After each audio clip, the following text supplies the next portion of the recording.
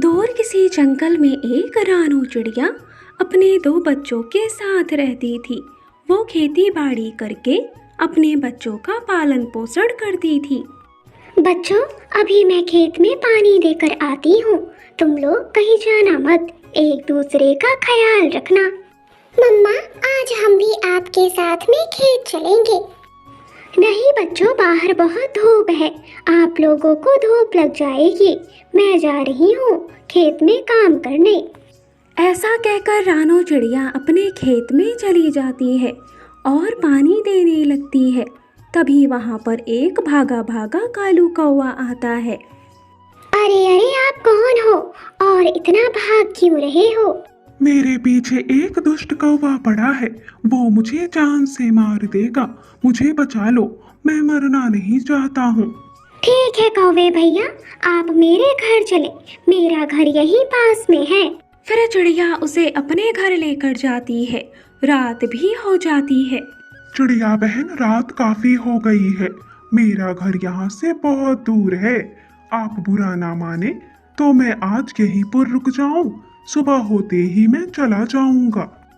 ठीक है कौवे भैया, आप इस घोंसले में सो जाएं और मैं अपने बच्चों को लेकर इस घोंसले में सो जाती हूँ। अगली सुबह उसके बच्चे उठकर देखते हैं कि रानू चिड़िया तो मरी पड़ी है। घर में भी सामान इधर उधर है, दरवाजा खुला है। मम्मा, आपको क्या हुआ? आप कुछ बोल क्यों नहीं रही हैं? मम्मा, उठो ना मम्मा। तभी वहाँ पर मिठू तोता भी आ जाता है और देखता है रानू चिड़िया मरी पड़ी है। बच्चों, वो अनजान कौवा एक चोर था, उसी ने आपकी माँ को मारा है और आपके सारे पैसे भी लूट ले गया। आप लोग अपने घर में किसी भी अनजान पक्षी को आने मत देना। ऐसा कहकर मिठू तोता भी वहाँ से चला जाता है। अगले दिन गुड़िया कोकू अपने खेत जाकर देखते हैं तो उनके सारी फसल में कीड़े लग गए हैं। कुकू भाई, सब खत्म हो गया, सारी सब्जियों में कीड़े लग गए हैं। अब इन्हें कोई नहीं खरीदेगा। अब हमारा क्या होगा? हम कैसे रहेंगे? गुड़िया दीदी, हम मिठू अंकल के घर चलते हैं। मुझे बहुत जोरों की भूख लगी है, वो मुझे भोजन तो दे ही देंगे। फिर वो लोग मिठू तोते के घर जाते हैं, लेकिन मिठू तोता वहाँ नहीं था, उसकी पत्नी थी। आंटी आंटी, मिठू अंकल कहाँ हैं? हमें उनसे काम है। वो तो आज बाहर गए हैं, कल ही लौट कर आएंगे। मुझे बताओ क्या बात है? आंटी, हमें बहुत जोरों की भूख लगी है, हमें खाना चाहिए था, कृपया हमें खाना दे दे। बच्चों, खाना तो मेरे घर में भी खत्म हो गया है, मिठू जी वही लेने के लिए गए हैं बाहर।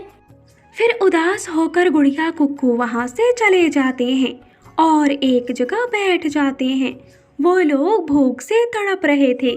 गुड़िया दीदी, भूख बहुत जोरों की लगी है, अब मुझसे तो उड़ा भी नहीं जा रहा है। कुक्कू भाई, तुम चिंता मत करो, तुम यहीं पर रुको, मैं तुम्हारे लिए भोजन लेकर आऊंगी, चाहे कहीं से भी लेकर आऊं। गुड़िया इतना कहकर जाने ही वाली थी, तभी वहाँ पर एक कबूतर आता है। अरे बच्चों, क्या बात है, तुम लोग रो क्यों रहे हो इस तरह? फिर गुड़िया उस कबूतर को सारी बात बताती है। अरे बच्चों, तुम लोग रो मत, ये लो जादुई बीज और इसे अपने घर के आंगन में बो देना, फिर देखना कमाल। ऐसा कहकर वो कबूतर वहाँ से चला जाता है। फिर गुड़िया और कुक्कू वो जादुई बीज बो देते हैं। अगले दिन वो लोग उठकर देखते हैं तो वहाँ पर ढेर सारे पेड़ों में अंडे लगे हुए हैं। दीदी, ये तो कमाल हो गया, अब हम इन अंडों को बेचकर बहुत ही अमीर हो जाएंगे और हमें कोई परेशानी नहीं होगी। इस तरह गुड़िया कोकू अंडों को बेचकर अच्छे पैसे कमा लेते हैं और अपनी ज़रूरत की सारी चीज़ें खरीद लेते हैं। इस तरह वो लोग अंडे की खेती कर कर खुशी खुशी से रहने लगते हैं। एक जंगल में गौरी नाम की कौवी अपने बेटे के साथ रहती थी। गौरी कौवी अपने आसपास किसी भी पक्षी को घोंसला नहीं बनाने देती थी, वो अकेले रहना चाहती थी।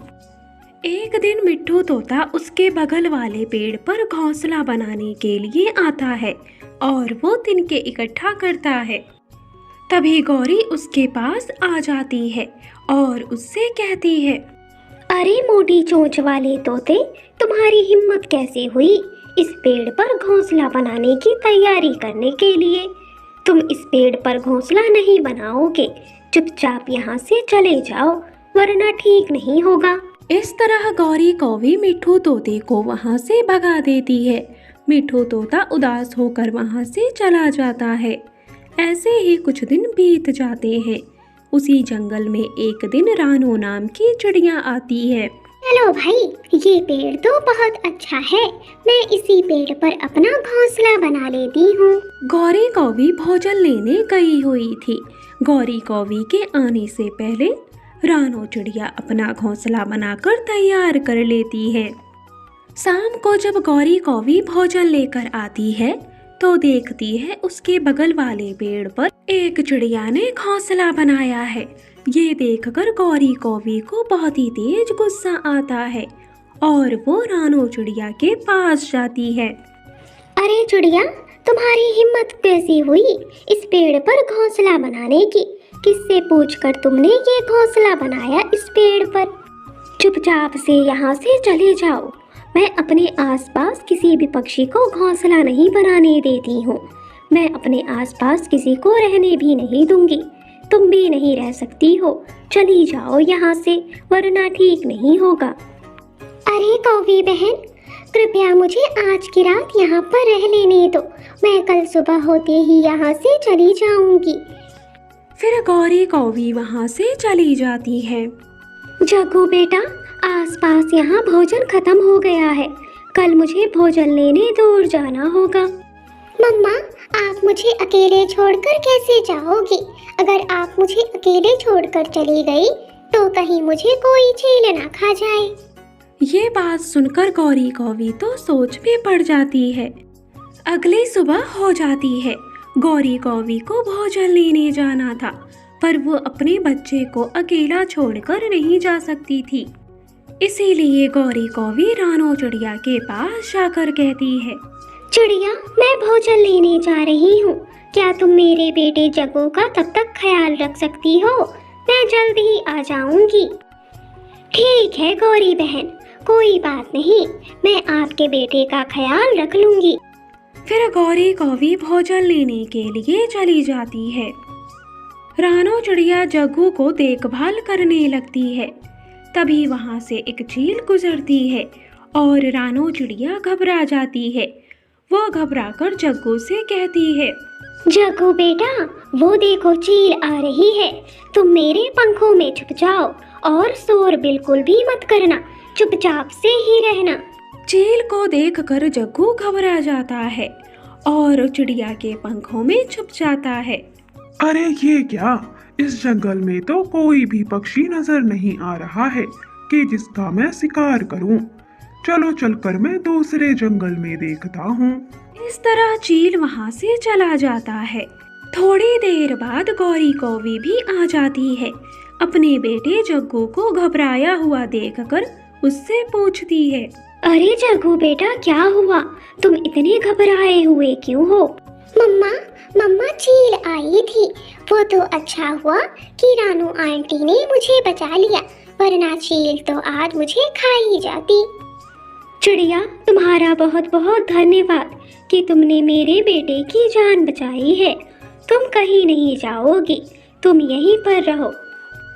रानो चिड़िया, तुम मेरे बेटे की देखभाल करना, मैं तुम्हारे लिए भोजन लेती आऊंगी। अरे नहीं कौवी बहन, कोई बात नहीं, अब हम साथ साथ रहेंगे। मैं भी आपके लिए भोजन लेकर आऊंगी। आपको भी चिंता करने की कोई जरूरत नहीं है। एक दिन रानो चिड़िया भोजन लेने के लिए जाती है। तभी उसकी नज़र भुट्टे के खेत में पड़ती है और वो वहाँ से भुट्टे लाती है। गौरी बहन, मैंने थोड़ी दूरी पर भुट्टे की खेती देखी है। क्यों ना वहीं पास में हम भुट्टों के पत्तों से अपना घर बना ले। फिर रानो चिड़िया भुट्टों के पत्तों से अपना घर बना लेती है। उसमें गौरी और उसका बेटा जग्गू भी रहते हैं। चिड़िया, तुम्हारा बहुत बहुत धन्यवाद कि तुमने हमारी इतनी मदद की। इस तरह चिड़िया और गौरी खुशी खुशी से उस पत्ते के घर में रहने लगते हैं।